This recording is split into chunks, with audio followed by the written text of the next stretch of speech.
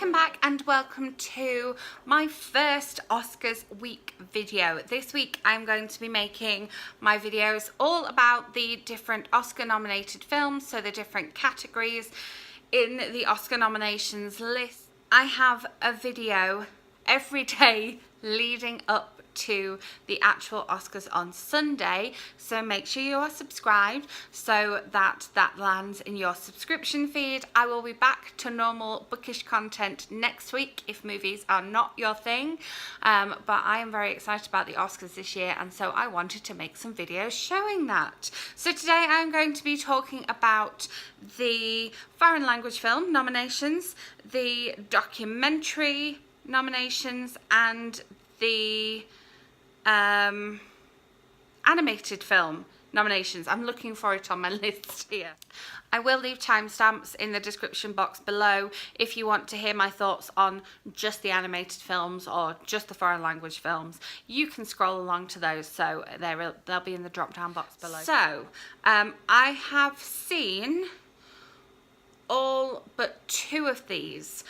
I tried my best to see absolutely everything that was nominated, but unfortunately out of every single film that's nominated, every single one, there are 3 that I haven't managed to see, and unfortunately one of them is in 2 of these categories, so that's a shame. So let's begin by talking about the foreign language films. I haven't seen Capernaum, which is from Lebanon. I have seen Cold War. We have Never Look Away, Roma, and Shoplifters. So I can't talk about Capernaum at all. Cold War I talked about in a movie reviews video a couple of weeks ago. I was able to see this one in the movie theatre, and it is also nominated in the cinematography category, and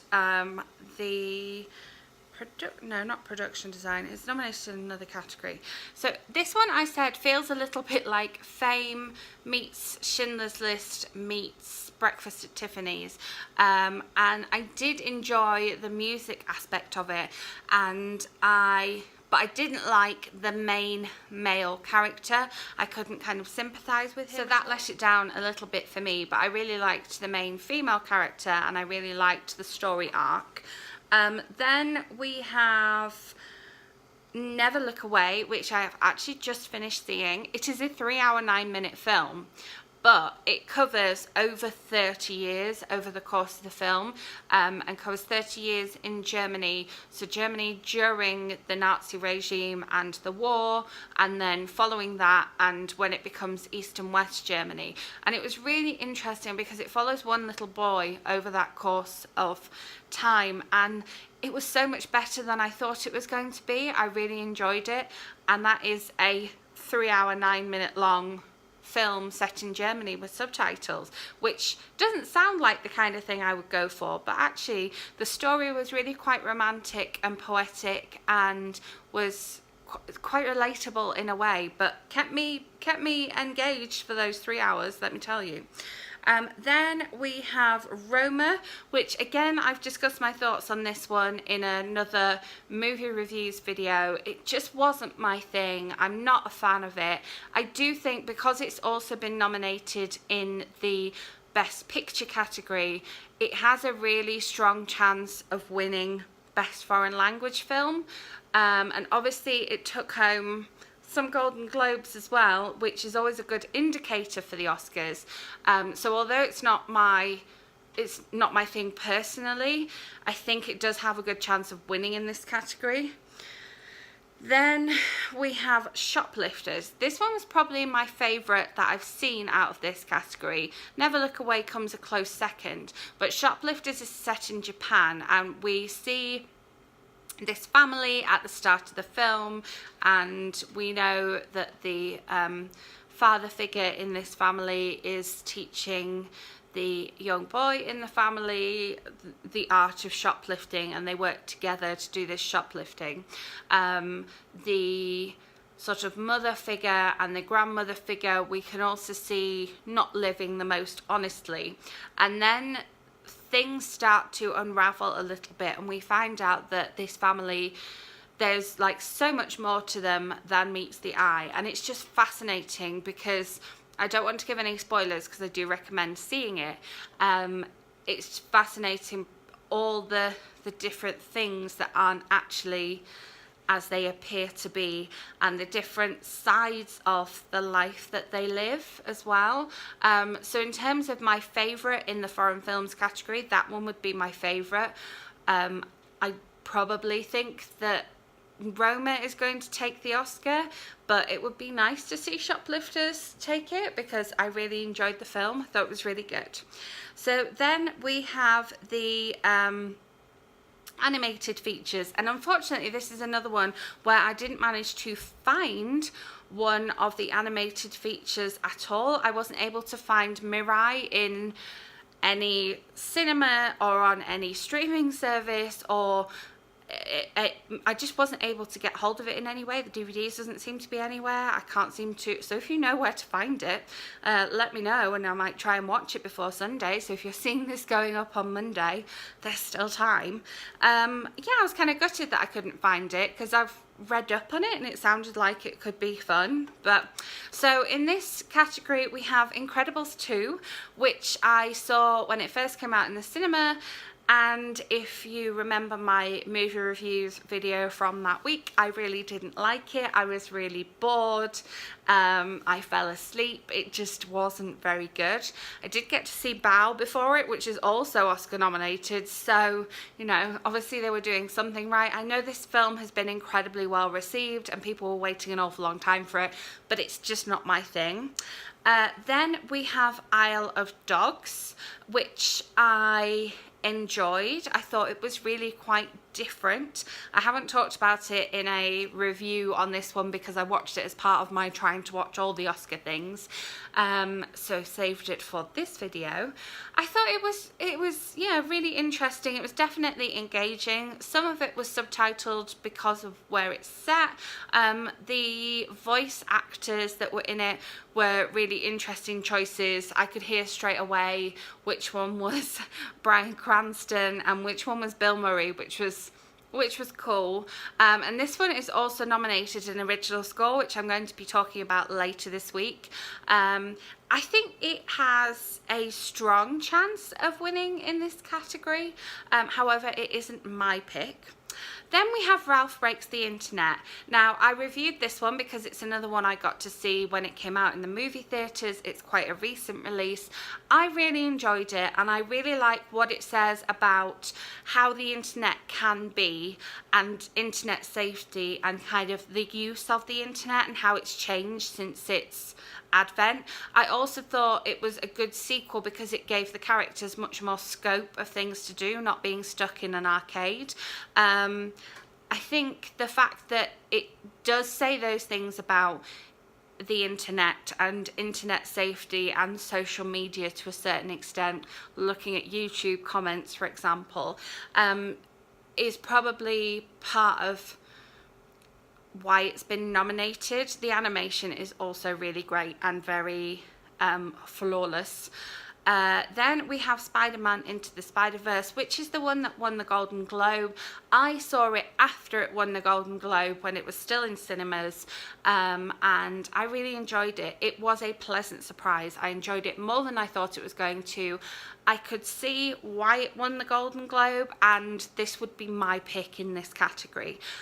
This is the one I have made my mark on the ballot.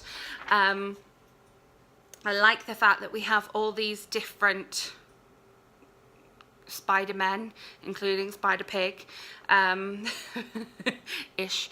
I like the fact that they have different reasons for doing what they're doing, and I really like the animation style. I thought it was really quite cool.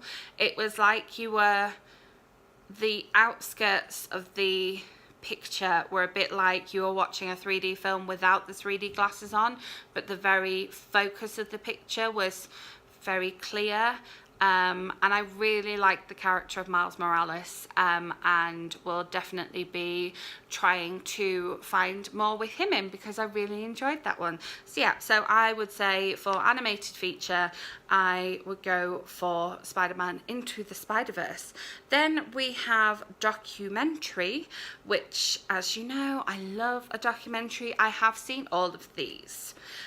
So we have RBG, which is the documentary about Ruth Bader Ginsburg. I absolutely loved this, and this came out a long time ago. This is almost outside the realm of things for Oscar contenders, a bit like Isle of Dogs. Like, those are both almost like too old to be nominated, but I like the fact that they've got the recognition. The fact they've got the recognition outside of so-called like Oscar release season is a really good thing.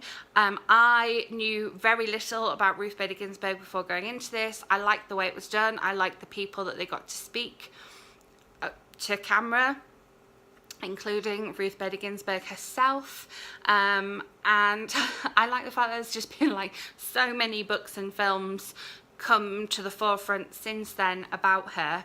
It's a good documentary. I don't think it's anything like spectacularly different. It's chronological order, and it kind of looks at her popularity and what a feminist icon she is, and what an icon she is to other marginalised groups as well, and I think that is wonderful. It wouldn't be my pick in this category, even though I did love it. Then we have Hale County This Evening. I really didn't like this one. It was quite a short one. It was only an hour and 28, which makes it obviously too long to be in the short documentary category, but it felt like something that I could have made using my phone and put together using iMovie and uploaded up here. It didn't feel like something that I should have paid my $12 to go and see at the cinema. I don't really understand what it was trying to say. I don't know what the narrative was. There was an overuse of shots of the landscape out of focus and shots of the sun, and the sound was really odd as well. There was a lot of scenes where people were playing basketball and there was just too much shoe squeaking. I covered my ears during those scenes because it was just too loud. It was like it had been like ramped up for that bit, and we don't know why, because there was no narrative either. So really voting against this one. Then we have Of Fathers and Sons, which is probably kind of my second favourite in this category.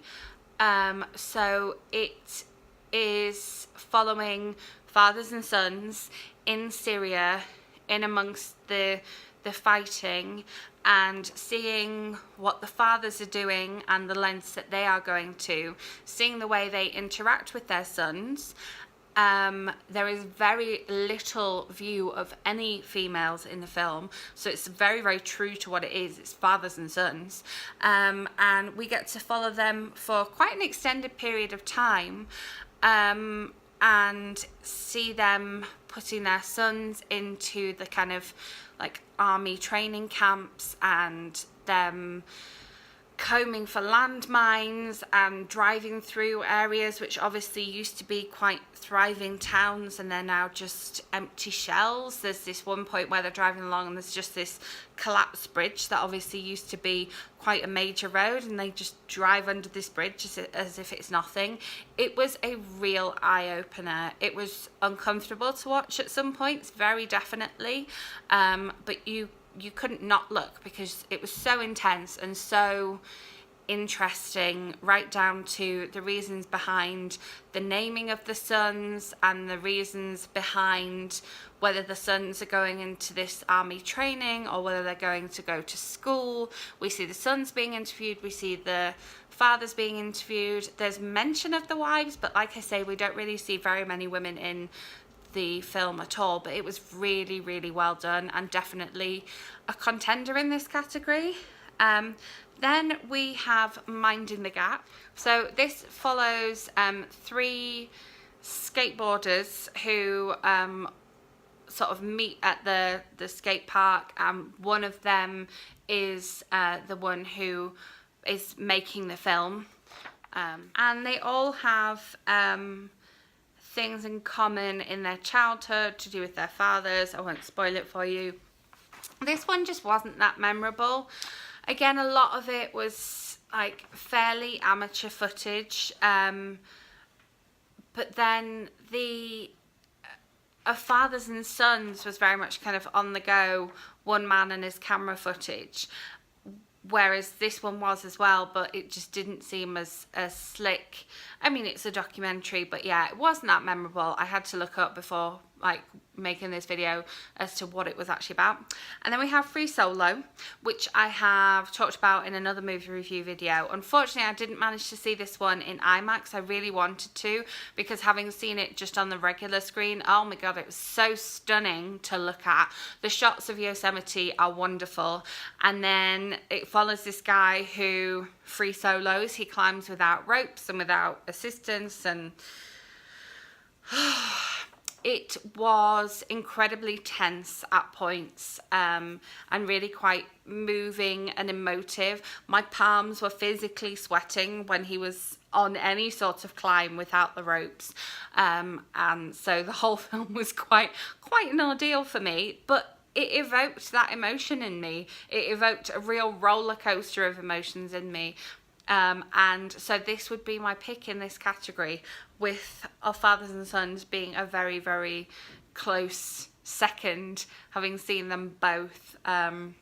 It's really hard to call, but Free Solo just, yeah, evoked such emotion in me, and such kind of fear and anxiety, but joy and wonderment at the same time. And then, as I say, the shots of Yosemite that the camera crew got, and the shots of the landscape and the views, was just fantastic. So there we have it, the Oscar nominated foreign language, documentary and animated films. I will be back with another Oscars video tomorrow, so make sure you are subscribed so that lands in your subscription feed. Give this video a thumbs up if you enjoyed, and if you have different opinions on any of the films that I have talked about, please do let me know in the comments below. I don't know a lot of people who have seen many of the foreign language or the documentary films as I have, so I haven't managed to talk about them with many people, but yes, I am excited to come back to you tomorrow with another video, so I will see you then. Bye.